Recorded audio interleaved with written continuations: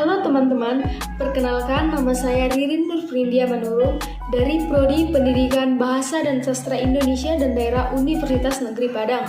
Baiklah, pada video kali ini saya ingin menyampaikan pemaparan materi terkait kalimat efektif. Adapun video ini saya perbuat sebagai pemenuhan penugasan saya pada mata kuliah Bahasa Indonesia. Baiklah, mari kita bahas bersama-sama. Kalimat efektif. Topik yang kita bahas terkait kalimat efektif yaitu hakikat dan ciri-ciri kalimat efektif. Hakikat kalimat efektif. Kalimat efektif adalah kalimat yang dapat mengungkapkan gagasan pemakainya secara tepat dan mudah dipahami oleh pembaca.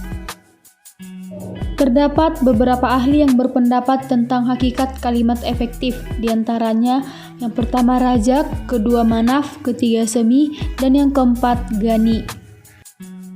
Yang pertama, Rajak 1988. Rajak mengemukakan kalimat efektif adalah kalimat yang mampu mewakili gagasan atau pikiran yang disampaikan oleh pengarang sehingga tergambar jelas dalam pemikiran pembaca persis seperti yang disampaikannya.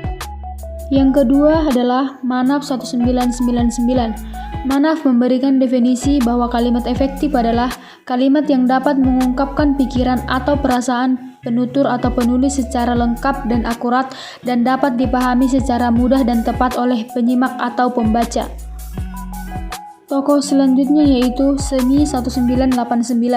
Semi berpendapat bahwa kalimat efektif adalah kalimat yang harus memenuhi sasaran, mampu menimbulkan pengaruh dan meninggalkan kesan.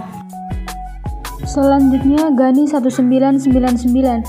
Ghani mengemukakan bahwa kalimat efektif adalah kalimat yang memungkinkan pembaca mudah memahami dengan baik dan cepat pesan, berita dan amanat yang disampaikan.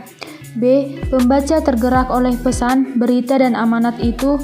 Dan C. Pembaca berbuat sebagaimana pesan, berita dan amanat tersebut. Ciri-ciri kalimat efektif. A. Kesepadanan struktur. Kesepadanan mengacu pada keseimbangan antara pikiran atau gagasan dan struktur bahasa yang dipakai. Kesepadanan dalam kalimat efektif dapat dinilai dari ciri-ciri sebagai berikut. 1. Kalimat itu mempunyai subjek dan predikat yang jelas. 2. Tidak terdapat subjek yang ganda. 3. Beberapa kata penghubung atau intra kalimat seperti sehingga, dan, atau, lalu, kemudian, sedangkan, bahkan tidak digunakan pada kalimat tunggal. B. Kehematan kata. Kehematan dalam kalimat efektif adalah menghindari penggunaan kata, frase, atau bentuk lain yang tidak perlu, yang mana tidak menyalahi kaidah tata bahasa dan tidak mengubah makna kalimat. Penghematan dapat dilakukan dengan cara sebagai berikut. 1. Hindari pengulangan subjek yang tidak diperlukan. 2. Hindari penggunaan superordinat pada hiponimi kata. 3. Hindari kesinoniman dalam satu kalimat. 4.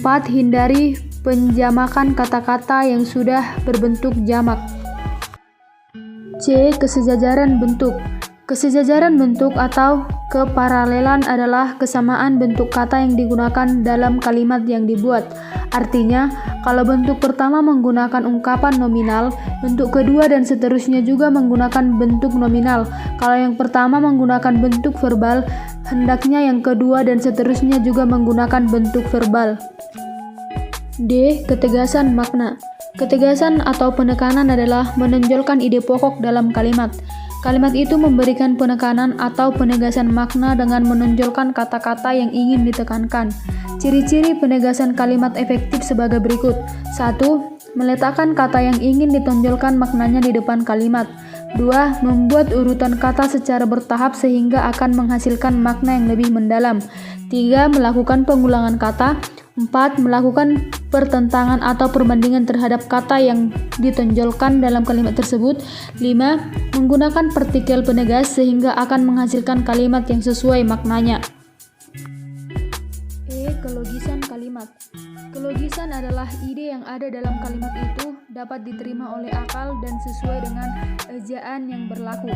Kelogisan dilihat dari segi makna kalimat yang disusun oleh penulisan. Salah satu cara untuk membuat kalimat logis adalah dengan memperhatikan struktur susunan unsur kata yang dibuat. F. Kepaduan makna.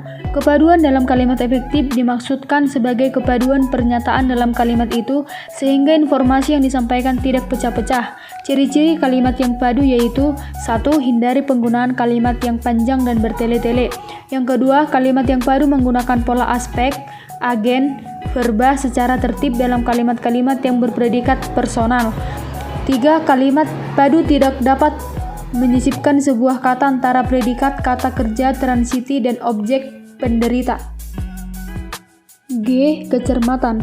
Kecermatan dalam kalimat efektif dimaksudkan sebagai kalimat yang tidak menimbulkan pengertian ganda dan tepat dalam pilihan kata.